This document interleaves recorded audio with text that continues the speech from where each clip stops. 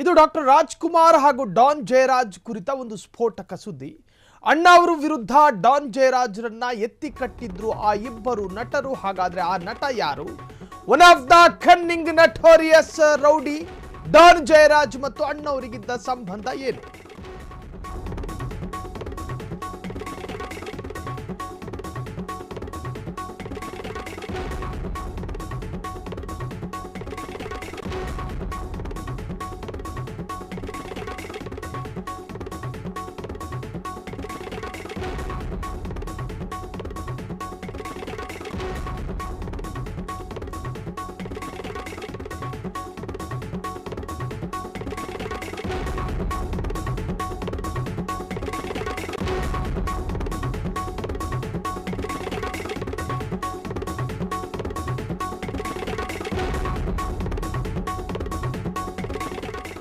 ಕನ್ನಡ ಚಿತ್ರರಂಗವನ್ನ ಆಳಿದ್ದ ದೊರೆ, ಗಾನ ಗಂಧರ್ವ, ರಸಿಕರ ರಾಜ ಅಣ್ಣಾವ್ರ ವಿರುದ್ಧ ಡಾನ್ ಜಯರಾಜ್ರನ್ನ ಎತ್ತಿ ಕಟ್ಟಿದ್ರು ಆ ಇಬ್ಬರು ನಟರು.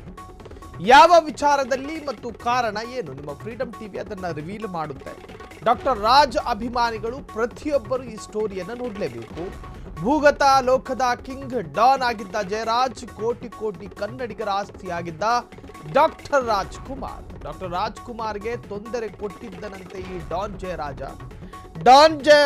ಡಾಕ್ಟರ್ ರಾಜ್ಕುಮಾರ್ಗೆ ತೊಂದರೆಯನ್ನ ಕೊಟ್ಟಿದ್ದನಂತೆ ಡಾನ್ ಜಯರಾಜ್. ರಾಜಕಾರಣಿಗಳು ಮಾತ್ರವಲ್ಲ, ಸಿನಿಮಾ ನಟರು ಕೂಡ ಜಯರಾಜ್ ನನ್ನ ಬಳಸಿಕೊಂಡಿದ್ರು. ನಿವೃತ್ತ ಎಸಿಪಿ ಬಿಕೆ ಶಿವರಾಮ್ ಹೇಳಿದ್ರು ಆ ಒಂದು ಸ್ಫೋಟಕ ಸತ್ಯವನ್ನ. ರಾಜಕಾರಣಿಗಳು ಮಾತ್ರವಲ್ಲ, ಸಿನಿಮಾ ನಟರು ಕೂಡ ಜಯರಾಜ್ನನ್ನ ಬಳಸಿಕೊಂಡಿದ್ರು. ನಿವೃತ್ತ ಎಸಿಪಿ ಬಿಕೆ ಶಿವರಾಮ್ ಹೇಳಿದ್ರು ಜಯರಾಜ್ ಹಾಗೂ ಡಾಕ್ಟರ್ ರಾಜ್ಕುಮಾರ್ ಕುರಿತ ಒಂದು ಸ್ಫೋಟಕ ಸುದ್ದಿಯನ್ನ. ಹಾಗಾದ್ರೆ ಏನದು? ಡಾಕ್ಟರ್ ರಾಜ್ಕುಮಾರ್ಗೆ ಏನಾದರೂ ಪೀಡನೆ ಕೊಟ್ಟಿದ್ನ ಜಯರಾಜ್? ಡಾಕ್ಟರ್ ರಾಜ್ಕುಮಾರ್ಗೆ ಏನಾದರೂ ಬ್ಲ್ಯಾಕ್ ಮೇಲ್ ಮಾಡಿದ್ನ ಜಯರಾಜ್? ಡಾಕ್ಟರ್ ರಾಜ್ಕುಮಾರ್ಗೆ ಏನಾದರೂ ತೊಂದರೆ ಕೊಟ್ಟಿದ್ನ ಡಾನ್ ಜಯರಾಜ್? ಜಯರಾಜ್ನ ಅಟ್ಟಹಾಸಕ್ಕೆ ಇಡೀ ಬೆಂಗಳೂರು ಮಾತ್ರವಲ್ಲ, ರಾಜ್ಯದ ಮೂಲೆ ಮೂಲೆಯಿಂದಲೂ ಕೂಡ ಚಳಿಗಾಲದಲ್ಲೂ ಬೆವರ್ತಾ ಇದ್ರು ಜನ. ಡಾನ್ ಜಯರಾಜ್ ಹೆಸರು ಕೇಳಿದ್ರೆ, ಡಾನ್ ಜಯರಾಜ್ ಓಡಾಡಿದ್ರೆ, ಡಾನ್ ಜಯರಾಜ್ ಮಾತನಾಡಿದ್ರೆ ನಡುಗ್ತಾ ಇದ್ರು ಜನ. ಕೇವಲ ರೌಡಿ ಮಾತ್ರವಾಗಿರಲಿಲ್ಲ, ರೌಡಿಗಳ ಅಪ್ಪ ಆಗಿದ್ದ ಡಾನ್ ಜಯರಾಜ್. ಬೆಂಗಳೂರನ್ನ ಆಳ್ತಾ ಇದ್ದಂತಹ ಸಾಕಷ್ಟು ರೌಡಿಗಳ ಪೈಕಿ ಡಾನ್ ಜಯರಾಜ್ ಅಂತಿಂತ ರೌಡಿ ಆಗಿರಲಿಲ್ಲ.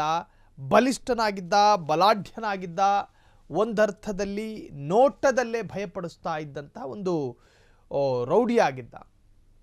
ಭೂಗತ ಪಾತಕಿ ಏನೇನು ಬಿರುದುಗಳಿದಾವೋ ಅದನ್ನು ಹೇಳಿ ಮುಗಿಸೋದಕ್ಕೆ ಸಾಧ್ಯ ಇಲ್ಲ ರೌಡಿ ಜಯರಾಜ್ನ ಕುರಿತು. ಹಾಗಾದರೆ ಡಾಕ್ಟರ್ ರಾಜ್ಕುಮಾರ್ಗೆ ಯಾವ ತರಹದ ತೊಂದರೆಯನ್ನು ಕೊಟ್ಟಿದ್ದ?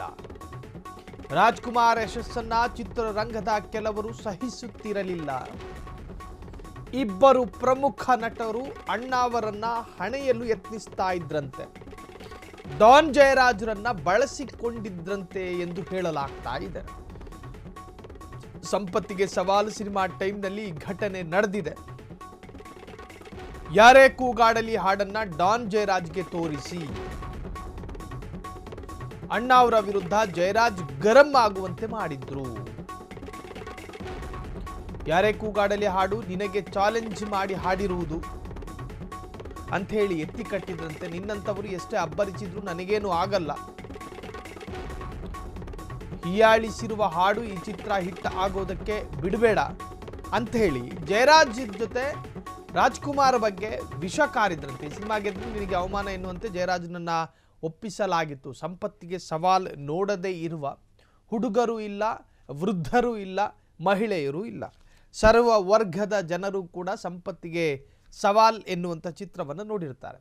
ಡಾಕ್ಟರ್ ರಾಜ್ಕುಮಾರ್ ಅವರ ಒಂದು ಸಿನಿಮಾ ಕರ್ನಾಟಕದ ಅದೆಷ್ಟೋ ಕುಟುಂಬಕ್ಕೆ ಮಾದರಿ ಆಗ್ತಾ ಇತ್ತು, ಪ್ರೇರಣೆ ಆಗ್ತಾ ಇತ್ತು.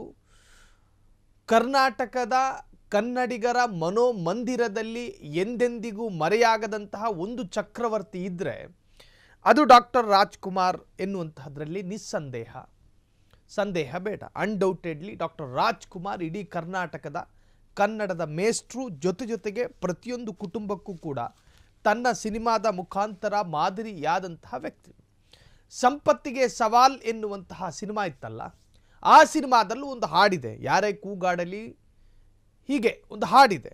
ಆ ಹಾಡನ್ನು ಜಯರಾಜ್ ಅವರಿಗೆ ತೋರಿಸಿ ನಿನ್ನನ್ನು ಹೀಯಾಳಿಸುವಂತೆ ಇದೆ ಈ ಹಾಡಿನ ಸಾಲುಗಳು. ಯಾರೇ ಕೂಗಾಡಲಿ, ಊರೇ ಏನಾದರೂ ಮಾಡಿಕೊಳ್ಳಿ, ನೀನೆಷ್ಟೇ ಅಬ್ಬರಿಸಿದ್ರೂ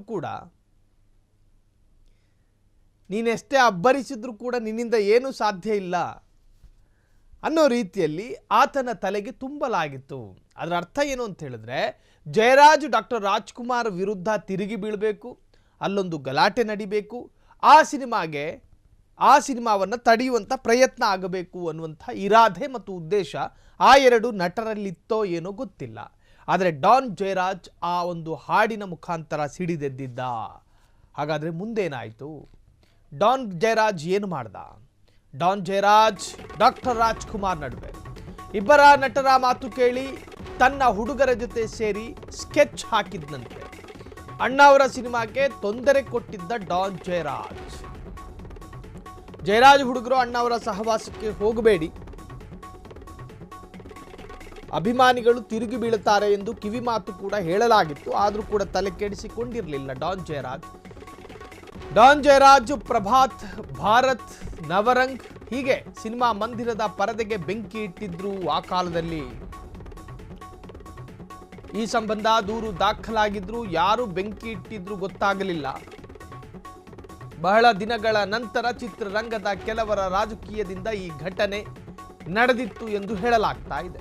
ಅಣ್ಣಾವರ ವಿಚಾರದಿಂದ ಕೊಂಚವೂ ಅಲ್ಲಾಡಿಸಲು ಆಗಲಿಲ್ಲವಂತೆ. ಇಬ್ಬರ ನಟರ ಮಾತು ಕೇಳಿ ತನ್ನ ಹುಡುಗರನ್ನ ಬಿಟ್ಟು ಸಿನಿಮಾ ಥಿಯೇಟರ್ನಲ್ಲಿ ಸಂಪತ್ತಿಗೆ ಸವಾಲು ಎನ್ನುವಂಥ ಸಿನಿಮಾ ಬಂದಾಗ ಪೋಸ್ಟರ್ಗಳಿಗೆ ಬೆಂಕಿ ಇಟ್ಟಿದ್ದನಂತೆ ಅಜಾನುಬಾಹು ಡಾನ್ ಜಯರಾಜ್. ಸೊ ಜಯರಾಜ್ ತಲೆಗೆ ಕೆಲವೊಂದಿಷ್ಟು ತಪ್ಪು ಮಾಹಿತಿಗಳನ್ನು ತುಂಬಲಾಗಿತ್ತು. ನೋಡಿ, ಈ ಮತ್ಸರ ಮತ್ತು ಈ ಕೆಲವರು ಹಿಟ್ಟಾಗೋದನ್ನು ಸಹಿಸಿಕೊಳ್ಳದೇ ಇರತಕ್ಕಂಥ ಮನಸ್ಥಿತಿಗಳು ಈಗಂತಲ್ಲ, ಆಗಲೂ ಇತ್ತು ಸಿನಿಮಾ ಕ್ಷೇತ್ರದಲ್ಲಿ, ಸಿನಿಮಾ ರಂಗದಲ್ಲಿ. ಡಾಕ್ಟರ್ ರಾಜ್ಕುಮಾರ್ ಮುಟ್ಟಿದ್ದೆಲ್ಲವೂ ಚಿನ್ನ ಆಗ್ತಾ ಇತ್ತು. ಡಾಕ್ಟರ್ ರಾಜ್ಕುಮಾರ್ ವಿರುದ್ಧ ಸಾಕಷ್ಟು ವಿವಾದಗಳು ಆ ಕಾಲದಿಂದಲೂ ಕೇಳಿಬರ್ತಾ ಇತ್ತು. ಅದರ ಸತ್ಯಾಸತ್ಯತೆಗಳು ಇವತ್ತಿಗೂ ಚರ್ಚೆ ಆಗ್ತಾ ಇದೆ, ಆ ವಿಚಾರ ಬೇಡ. ಆದರೆ ಡಾಕ್ಟರ್ ರಾಜ್ಕುಮಾರ್ ಹಿಟ್ ಮೇಲೆ ಹಿಟ್ ಕೊಡ್ತಾ ಇದ್ರು. ಪ್ರತಿಯೊಂದು ಸಿನಿಮಾದಲ್ಲೂ ಇಡೀ ರಾಜ್ಯಕ್ಕೊಂದು ಮಾದರಿಯಾದಂತಹ ಸಂದೇಶಗಳಿರ್ತಾ ಇತ್ತು. ಸೊ ಡಾಕ್ಟರ್ ರಾಜ್ಕುಮಾರ್ ಅವರ ಖ್ಯಾತಿಯನ್ನು ಸಹಿಸಿಕೊಳ್ಳಲಾಗದೆ ಈ ತರಹದ ಒಂದು ಕೃತ್ಯಕ್ಕೆ ಕೈ ಹಾಕಿದ್ರ ಆ ಎರಡು ನಟರು ಎನ್ನುವಂತಹದ್ದು ಬಹಳಷ್ಟು ಚರ್ಚೆ ಆಗ್ತಾ ಇದೆ. ಅಭಿಮಾನಿಗಳು ತಿರುಗಿ ಬೀಳುತ್ತಾರೆ, ನೀನೇನು ಮಾಡೋದಕ್ಕೆ ಹೋಗಬೇಡ ಅಂಥೇಳಿ ಡಾನ್ ಜಯರಾಜ್ಗೆ ಸಾಕಷ್ಟು ಜನ ಸಲಹೆಯನ್ನು ಕೂಡ ಕೊಟ್ಟಿದ್ರಂತೆ. ಆದರೆ ಡಾನ್ ಜಯರಾಜ್ ಅದನ್ನು ಕೇಳಿಸಿಕೊಳ್ಳುವ ಮನಸ್ಥಿತಿಯವನಲ್ಲ. ಡಾನ್ ಜಯರಾಜ್ ಏಕಾಏಕಿ ಸಿನಿಮಾ ಥಿಯೇಟರ್ನ ಪೋಸ್ಟರ್ಗಳಿಗೆ ಬೆಂಕಿ ಇಟ್ಟಿದ್ದ. ಅದಾದ ನಂತರ ಆತನ ವಿರುದ್ಧ ಕೇಸು ಕೂಡ ದಾಖಲಾಗಿತ್ತು. ಜಯರಾಜ್ ವಿರುದ್ಧ ಕೇಸು ದಾಖಲಾದರೆ ಅದು ನಡೆಯುತ್ತಾ? ನಡೆಯಲ್ಲ. ಡಾನ್ ಜಯರಾಜ್ ಹುಡುಗರು ಅಂತ ಹೇಳಿ ಪತ್ತೆ ಹಚ್ಚೋದಕ್ಕೂ ಕೂಡ ಪೊಲೀಸರಿಗೆ ಸಾಧ್ಯ ಆಗದೆ ಇದ್ದಂತಹ ಸಂದರ್ಭ ಅದು. ಇದು ಡಾಕ್ಟರ್ ರಾಜ್ಕುಮಾರ್ ಮತ್ತು ಡಾನ್ ಜಯರಾಜ್ ಸಂಬಂಧಪಟ್ಟಂಥ ಒಂದಷ್ಟು ಅಪ್ಡೇಟ್ಸ್ಗಳನ್ನು ಗಮನಿಸ್ತಾ ಇದ್ರಿ.